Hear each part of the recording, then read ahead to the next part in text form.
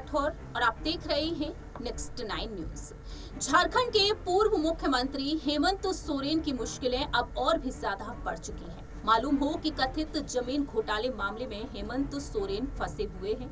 आपको बता दें कि 31 जनवरी की रात हेमंत सोरेन को ईडी अधिकारियों ने अपनी हिरासत में लिया था। 5 दिनों की रिमांड पर उन्हें रखा गया, लेकिन अब उनकी रिमांड और भी ज्यादा बढ़ा दी गई है। आपको बता दें कि अब हेमंत सोरेन को 5 दिनों तक और भी रिमांड पर रहना पड़ेगा। लेकिन दूसरी ही तरफ यहाँ पर जेएमएम के राष्ट्रीय अध्यक्ष शिबू सोरेन अहम फैसले लेते हुए देखे जा सकते हैं, क्योंकि चंपई सोरेन को जिस तरीके से मुख्यमंत्री बनाया गया है, उनके मुख्यमंत्री बन जाने के बाद अब मंत्रिमंडल का गठन होना बाकी है और अब विभागों का बंटवारा भी होगा। ऐसे में देखा जा रहा है कि डिप्टी सीएम आखिरकार किसे बनाया जाएगा। और इसी बीच शिबू सोरेन की बड़ी बहू सीता सोरेन के साथ साथ यहाँ पर शिबू सोरेन के जो बेटे हैं बसंत सोरेन चर्चा का विषय बने हुए हैं। ऐसे में यहाँ पर डिप्टी सीएम किसे बनाया जाएगा ये वक्त के साथ साथ ही पता चलेगा। लेकिन फिलहाल यहाँ पर सवाल ये खड़े होते हैं कि हेमंत सोरेन को राहत मिलेगी या फिर नहीं। तो अब कोर्ट का इस पर अहम फैसला आ चुका है। मालूम हो कि झारखंड हाई कोर्ट ने फैसला सुनाया है कि 9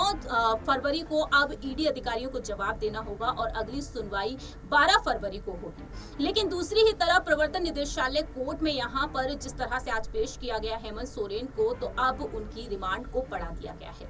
सूत्रों के मुताबिक सामने आया है कि 5 दिनों की रिमांड खत्म हो जाने के बाद अब न्यायालय के समक्ष जब हेमंत सोरेन को पेश किया गया तो दोनों पक्ष की तरफ से बहस हुई और ईडी ने पूर्व मुख्यमंत्री हेमंत सोरेन से और पूछताछ करने के लिए यहाँ पर अपील की है कि उनकी रिमांड को बढ़ा दिया जाए। और इसी वजह से अब यहाँ पर हेमंत सोरेन की रिमांड बढ़ा दी गई है। आपको जानकारी दे दें कि हाल ही में जिस तरह से हेमंत सोरेन को पेश किया गया, तो ऐसे में यहाँ पर महाधिवक्ता ने कहा है कि ईडी ने 7 दिन की रिमांड मांगी थी, जिसका हमने कड़ा विरोध करते हुए कहा है कि अब और रिमांड की जरूरत नहीं, क्योंकि हेमंत सोरेन पहले से ही 20 जनवरी को 8 घंटे और 31 जनवरी को 8 घंटे की पूछताछ हो चुकी है। तो इन 5 दिनों में उनसे 120 घंटे की पूछताछ हुई है, इसलिए आगे किसी रिमांड का कोई मामला नहीं है।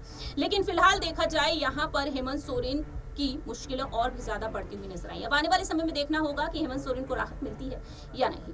फिलहाल इस खास रिपोर्ट में इतना ही। बाकी की तमाम अपडेट्स के लिए देखते रहिए नेक्स्ट 9 न्यूज।